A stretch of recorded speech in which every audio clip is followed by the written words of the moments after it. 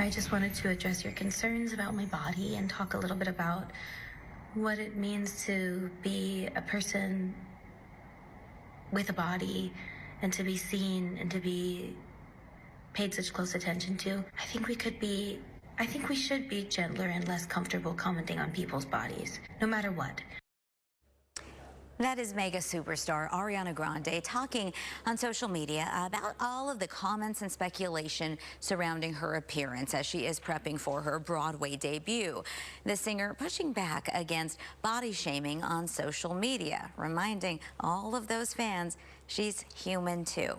The video has made a big impact, tens of millions of views so far, getting a lot of people having conversations about this, right? So joining us to talk about body image, about inclusivity, and about commenting on others' appearance this morning is Dr. Julie T. Anné, who is a licensed clinical psychologist and the founder and clinical director of A New Beginning, which is based in Scottsdale. Doctor, it is so good to see you. It's been a long time. Thanks for joining us this morning. I imagine that you were touched by the comments, and it's a reminder that even in words of concern, even words that some would find complimentary can be triggering or negative to the person who's receiving those comments, right?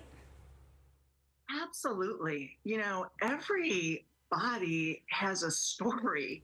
And first and foremost, that story is very personal. And it's a story that really should never need to be defended, and a story that is quite complicated. So when we make comments, whether it's negative or positive, it really takes something that is complicated, multi-layered, and puts it out there for people to make really superficial and one-dimensional assumptions. It's very distorted, and it is never really positive, whatever those comments are. In this circumstance, she also gave some kind of background in that her fans were saying, "Oh, you looked healthier here," when she was looked a little heavier. But she said, "Oh, I was actually abusing alcohol, on a lot of medications. I'm actually the healthiest inside and out that I have been." So that's another reminder. We just don't know. I mean, the outside is the outside, but there's always other things going on. There are so many things that affect our external body shape and size. There are mental health issues that might not be eating disorder. There's depression and anxiety and substance abuse. Those things can all affect appetite and our relationship with food. Oftentimes there can be medical conditions, and sometimes there's life events, you know, miscarriage or divorce or grief and loss that do affect our relationship with food and ultimately affect our body weight. When we make assumptions, it's never a good situation. And again, we need to realize that we shouldn't be commenting on something that is so personal in such a public manner.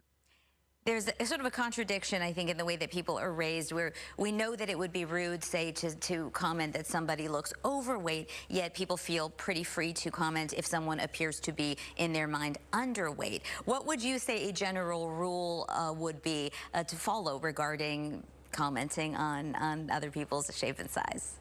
Yeah, absolutely. You know, when we make comments about, you know, really what people look like and especially their weight, it tells people your weight matters. You know, it feeds into this really dysfunctional cultural value system that says that your body weight is somehow equated with your worth.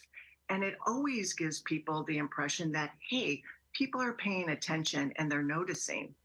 If we think about our young children and we think about what we're modeling, whenever we make those comments, even if it's not to our children, they're taking this in and they're saying, I have to start focusing on what I look like and my weight, because people notice and people are valuing me based on that.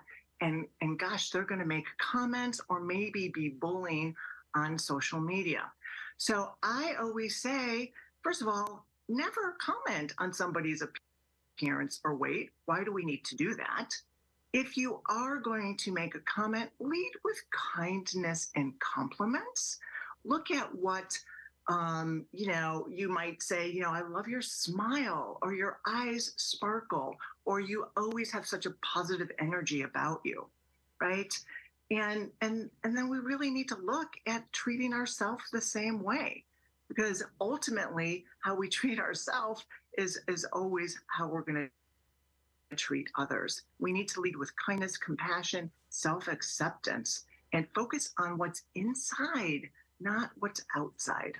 Really, really good reminders. I heard on a podcast recently, and speaking of children, that a teacher had been made a kind of a policy in the classroom that we don't comment on other people's bodies, because that's actually the least interesting thing about them. And we talk about their character and all of the other qualities they bring. So Dr. Anné, thank you so much for joining us this morning. I really appreciate your perspective. It's such an important topic. Thank you for having me.